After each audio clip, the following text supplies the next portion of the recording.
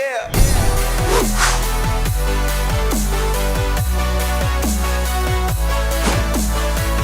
Championship weekend is finally here. Sure, there may be a few regular season games scattered across this weekend, but none are as big as the championships taking place across the country. So welcome back to the Gridiron Expert, breaking down our 5 biggest conference championship games going into this weekend.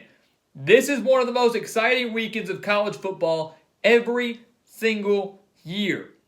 Obviously, history can be made for so many programs. But even more important, college football playoff berths and New Year's 6 bowl berths are on the line this Saturday.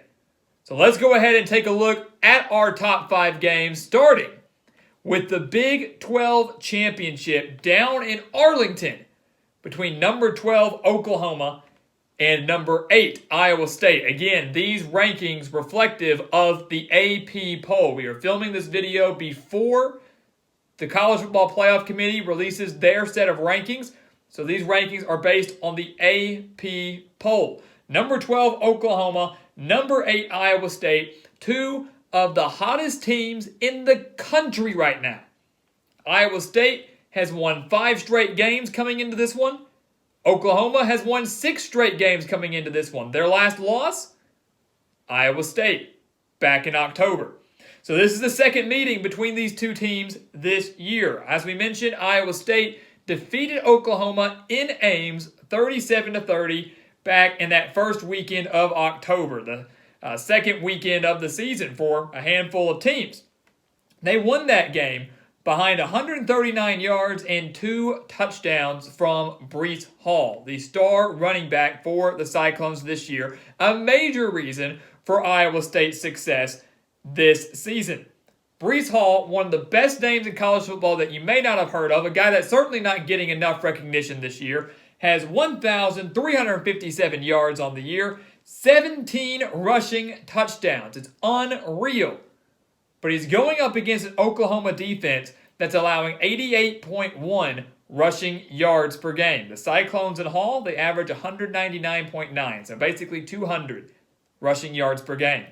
So the question is, can Breece Hall find success against this Oklahoma rushing defense, or will the Sooners remain strong? Will they continue to stand tall against the run? The Sooners have allowed just 100 rushing yards or more in 2 of their 6 games since they lost to Iowa State. So they've really tightened up defensively. Alex Grinch doing a phenomenal job. Another major reason for Oklahoma's success over these last 6 games. Can they keep it up in the biggest game of the year? Another thing you look at between Iowa State and Oklahoma is the quarterback play. Breece Hall, the star for Iowa State. Obviously, Spencer Rattler, the star for Oklahoma. The freshman quarterback has thrown for over 2,500 yards, 24 touchdowns to just 7 interceptions. So we have to keep in mind he's just a freshman. He's not the stereotypical transfer quarterback that we've seen from Oklahoma in recent years, like Baker Mayfield and Kyler Murray and Jalen Hurts. It's not that guy. He can get there. He's just not there yet. And those stats for a freshman in the Big 12, I would say, aren't too bad. He's now going up against Brock Purdy, Iowa State's quarterback, who's thrown for over 2,200 yards, 17 touchdowns, and 6 interceptions this year. But Purdy, another major reason for Iowa State's success over the last few games. Their dominating win over Kansas State, dominating win over West Virginia, and the thriller in Austin over Texas. Purdy has completed at least 69% of his passes over the last 3 games, has thrown 0 interceptions in the last 3 games, and has been sacked just twice in the last 5 games. And that, to me, guys, is going to be a key in this one. And ultimately, the reason we're picking the Cyclones here. Breece Hall is fantastic. Rattler is fantastic. Ramondre Stevenson didn't play for Oklahoma against Iowa State the first time. He's back for the Sooners at running back now. So a lot of key pieces coming back from both sides here. But the battle in the trenches is going to be key. Iowa State has allowed just 10 sacks all year. Oklahoma has allowed 21. They've allowed Spencer Rattler to be sacked 8 times in the last 3 games. Iowa State's defense, that's been so strong over the course of their 5-game winning streak, remain strong in their first ever Big 12 title appearance. We predicted Iowa State to go 8-2 in the preseason. That's the record going into this one. We predicted Iowa State to make the Big 12 championship and win it back in the preseason, and we are sticking with that prediction. Matt Campbell and the Cyclones will win the Big 12 for the first time in program history in what is bound to be another thriller against a very good Oklahoma Sooners team. Moving over to the Sun Belt, we have number 17 Louisiana and number 9 Coastal Carolina. And you might be surprised to see that the Big Ten championship is not up here. We do not have Northwestern and Ohio State for a handful of reasons. One of them is, of course, we believe Ohio State will take easy care of business against Northwestern, at least relatively. Another reason that we don't have it up here is because I don't fully agree with Ohio State being where they necessarily are and getting the benefit from the Big Ten to play in the Big Ten championship. It's a little political to me. And I'm saying we're slighting that game. I'm not saying we're punishing the Buckeyes for that.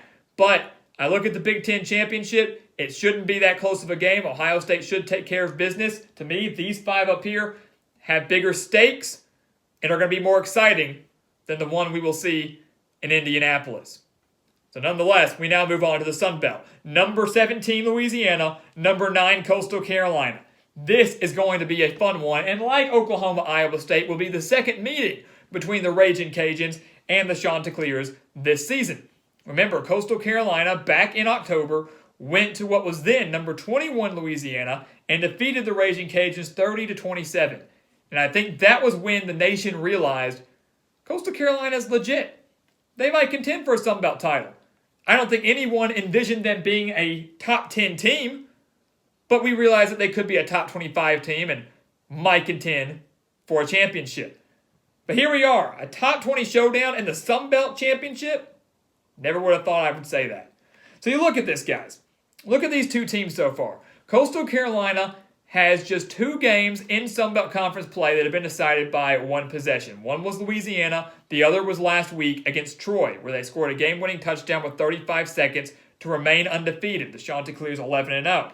Louisiana has had 5 one-possession games in conference play. But one thing that's interesting to me is certainly Louisiana is out for revenge over the Chanticleers. They want to steal a game from the Chanticleers in the biggest game of the year on their home turf after Coastal Carolina did the same to them a few months ago.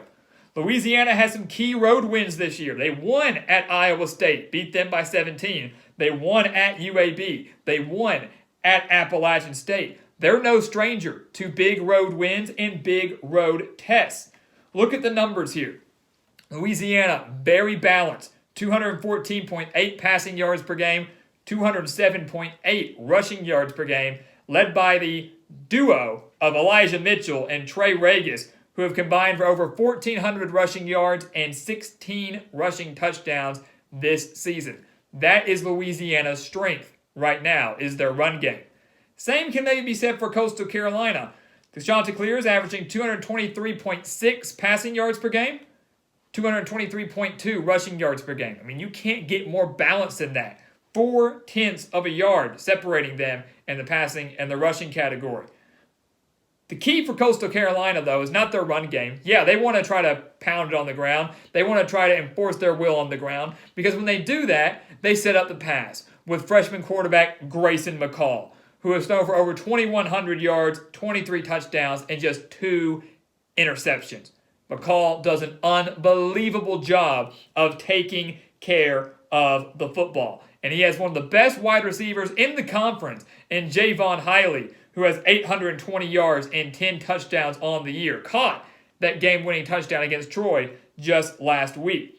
So Coastal Carolina, to me, certainly more balanced than Louisiana. Levi Lewis for Louisiana has been relatively consistent, but his decision-making not nearly as good as Grayson McCall's. And at the end of the day, that's going to play a major role.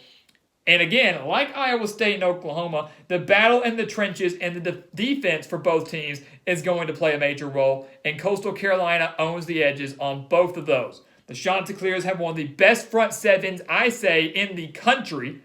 They have 33 sacks on the year. They have forced 22 turnovers. They're allowing just 18.7 points per game. And while they didn't necessarily wreak havoc in the backfield last time they played Louisiana back in October, this front seven has gotten better and better. Their confidence continues to grow. And at home, a historical moment for the Chanticleers program, a chance to clinch an undefeated 12-0 season.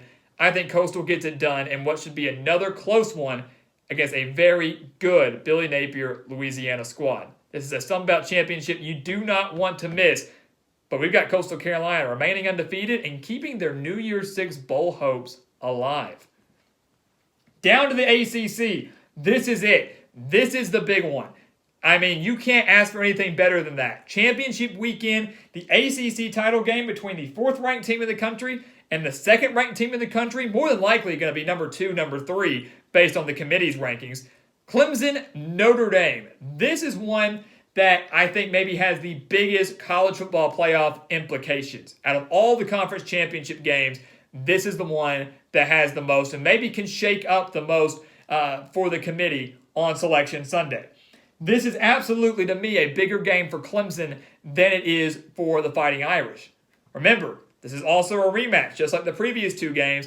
Notre Dame defeating Clemson back in November, that 47-40 double overtime thriller, but that was without Trevor Lawrence, and that was without some big defensive starters for the Tigers.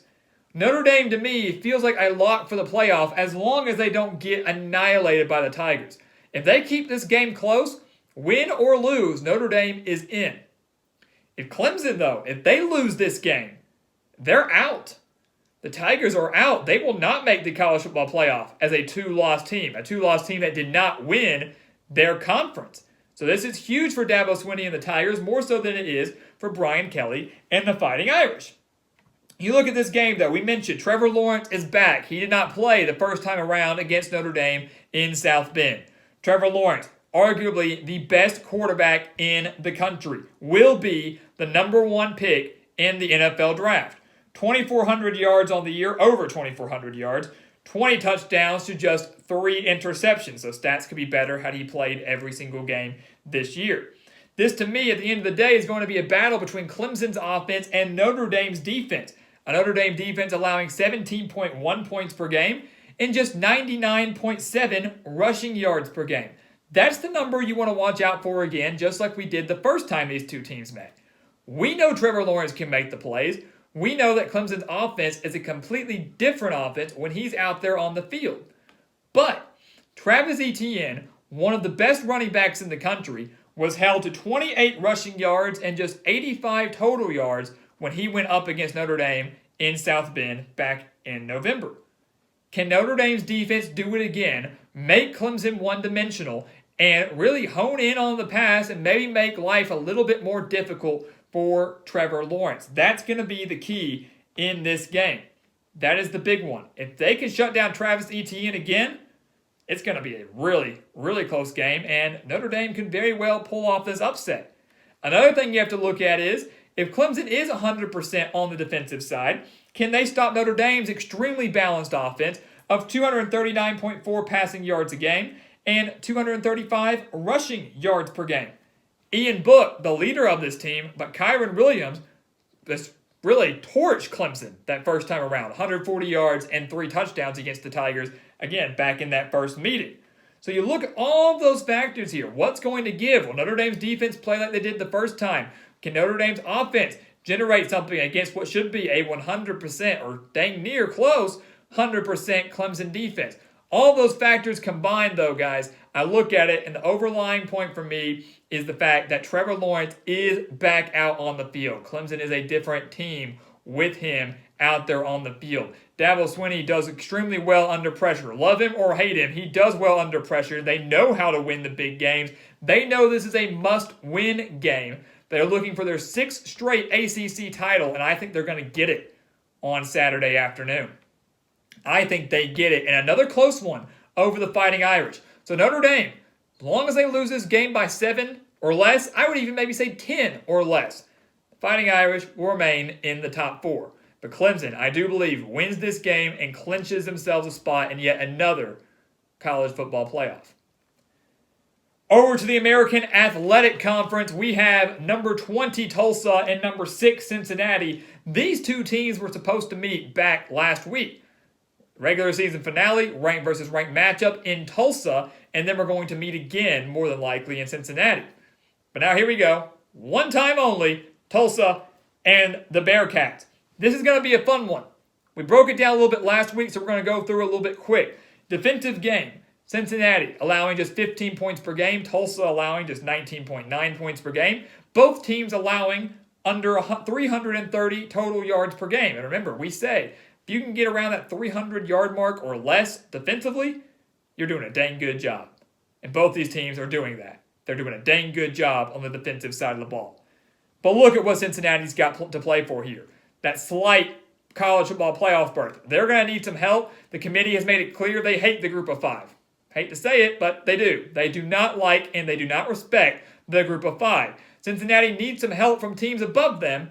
It's a very good chance they could get it, but they need to win this game convincingly to have a shot at the playoff. You look at what they've done, though. 40.9 points per game offensively. Very balanced offense. 238.9 passing yards per game, 234.3 rushing yards per game, led by Desmond Ritter, who's getting hot at the right time. Over 2,300 total yards on the year, 27 total touchdowns on the year, has 17 total touchdowns to just 2 interceptions in his last 4 games, and he's really starting to show off his dual threat ability a lot more than we saw earlier in the year, more than we saw last year, and what was another great season for the Bearcats. Cincinnati offense is clicking on all cylinders. The team as a whole really is clicking on all cylinders. Tulsa, do they even have the offense to keep up in this game? They're averaging just 27.7 points per game. Zach Smith has been mediocre at quarterback, over 1,400 yards, 11 touchdowns, just 6 interceptions. And can Tulsa, they got to score points against this Cincinnati offense first, but can Tulsa find, or Cincinnati defense first, but can Tulsa find success early on? They've started too slow in their recent games. Trailed 21-0 against SMU before winning 28-24. They trailed 14-0 in the fourth quarter before getting a handful of miracles to beat Tulane 30-24 in double overtime. They beat Navy 19-6, but didn't score their first touchdown until there was a minute 33 remaining in the third quarter, and that broke a 6-6 tie. None of that's going to fly against the Cincinnati team. Tulsa starts slow, like they did against these teams, like they even did against UCF before battling back to win at the bounce house. If they start like that, they lose. Cincinnati is not going to be a team that blows a 21-point lead, an 18-point lead. It's not going to happen. And at the end of the day, I think Cincinnati jumps out to one of those leads, and they continue to build on it. I think Cincinnati wins this game convincingly over the Golden Hurricane. Arguably their toughest test of the year. This is a great chance for them to get a resume-boosting win over a ranked opponent in a conference championship game.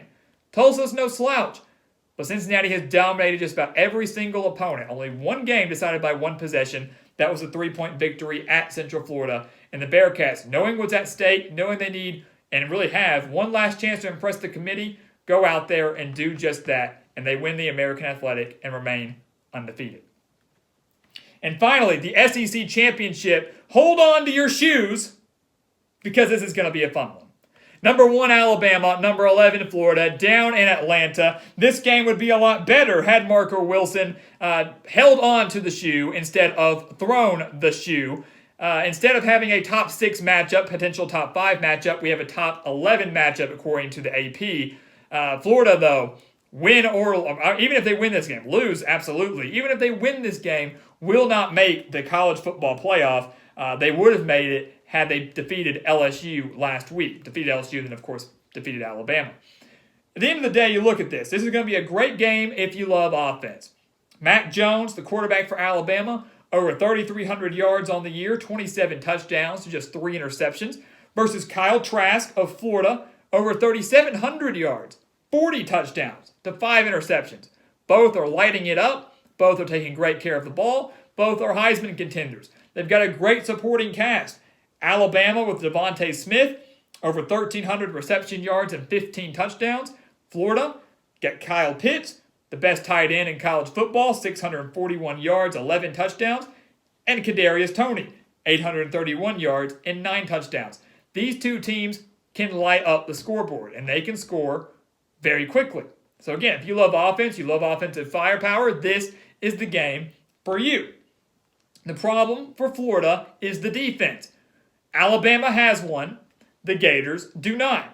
Alabama has allowed 11 points per game over their last 7 games. They're getting hot. They might be one of the top defenses in the country right now.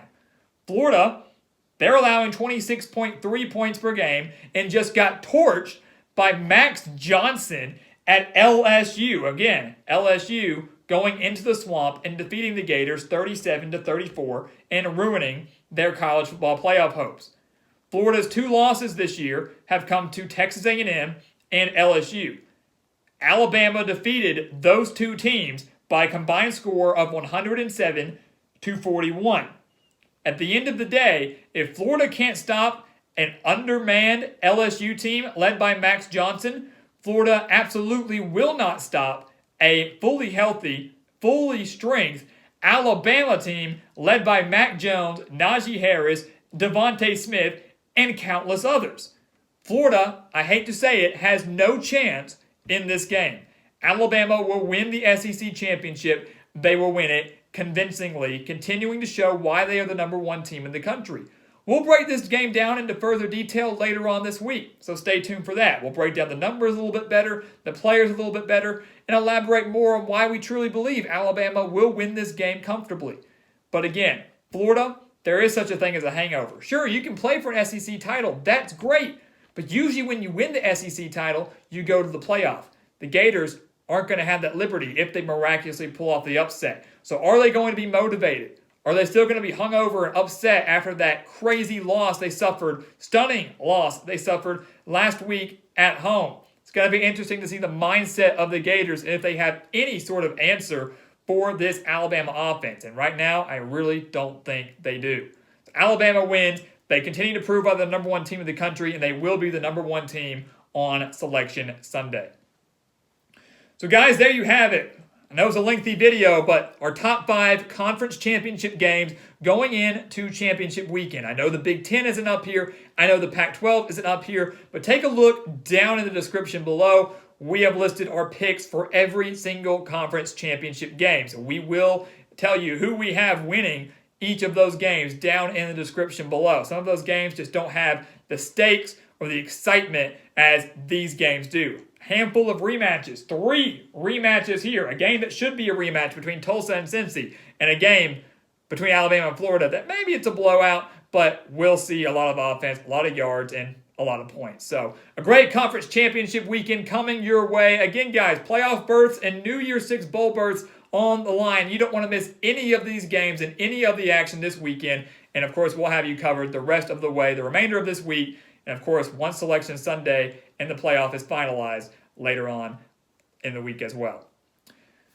So guys, thank you so much for watching us here at the Gridiron Expert on YouTube. Make sure to continue to like, comment, subscribe, and share our videos. And also make sure to check out everything down in the description below. If you love college football, this is the place for you, and everything down there is for you. Our expert picks, our spread picks for all of the conference championship games over on our website, thegridironexpert.com. We're hitting over 60% of our bets over the last 7 weeks. So don't miss out on that. Don't miss out on our newsletter, our Patreon account, our Bet Now offers and promo codes. Everything down there is related to college football and is there for you.